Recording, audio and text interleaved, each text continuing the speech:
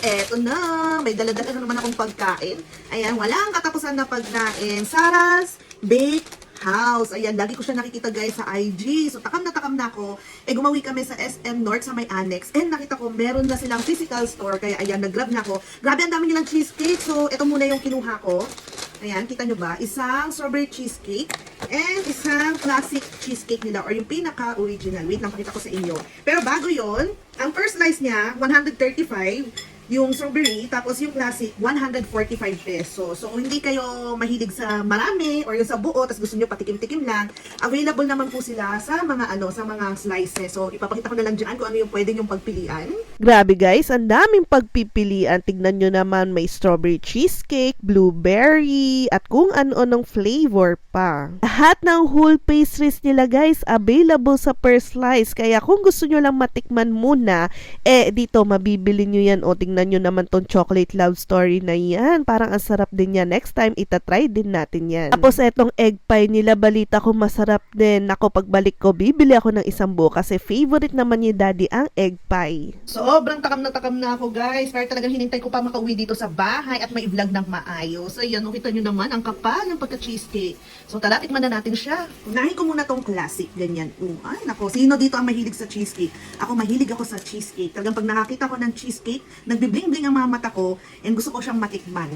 Kaya alam yung mga kasama ko dito, hindi mahilig sa cheesecake, kaya ayan, sakto, may slices sila, kaya makakatikim ako ng mga cheesecake ng Sarah's Bake House. So, ayan. Uy. Tingnan nyo. Grabe. Sarap ng amoy. So, first bite, try na natin.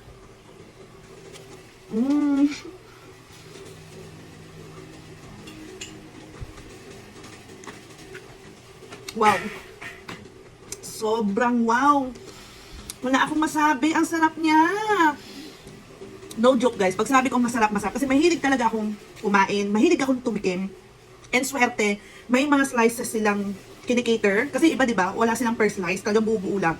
So kapag nakabili ka ng isang buo at hindi mo magustuhan, sayang yung pera. Pero ito, tikman mo muna. Tapos kapag nagustuhan mo and cheese lover ka, cheesecake lover ka, uulit ka na dito kahit sa pinakamalaki nilang Diba kasi available sizes nila dito sa classic. May medyo maliit tapos pang malaki, pag family ganun.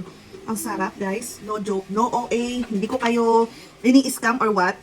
Must try. So kung malayo kayo guys kay SM North, pwede kayo umorder sa IG and Facebook nila. Ipapagrab or lalamove. Ay, sarap.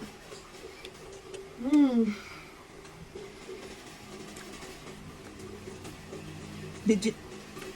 Ang sarap. No artificial, walang daya, walang extender. May iba kasi kaya medyo mura yung pagkabenta nila sa cheesecake nila. Kasi may daya, may extender. Ito purong cheese or cream cheese, ganun. So again guys, hindi ako food vlogger na talagang totally magaling mag-review.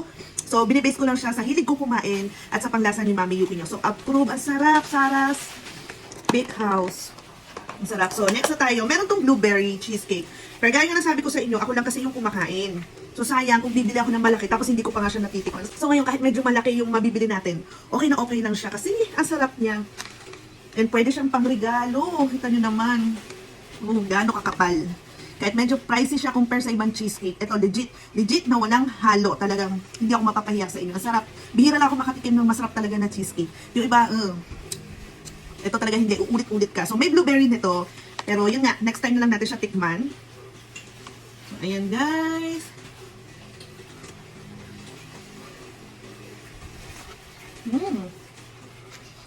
Sarap.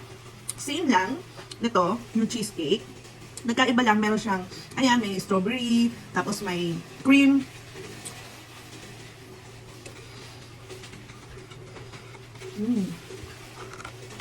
Sarap. So, kung mga strawberry and blueberry lover kayo, available guys. Panalo. Wala akong masabi, nakakainis na sarap. So, yun lang guys. Uulit ako dito. And may mga kilala akong mahilig sa cheesecake. Maganda pang regalo sa kanila. So, yun na. Kain tayo. Kung mga cheesecake lover din kayo guys, katulad ko, ay, hindi ako mapapayan dito sa inyo. Balikan nyo yung video na to pag hindi to masarap.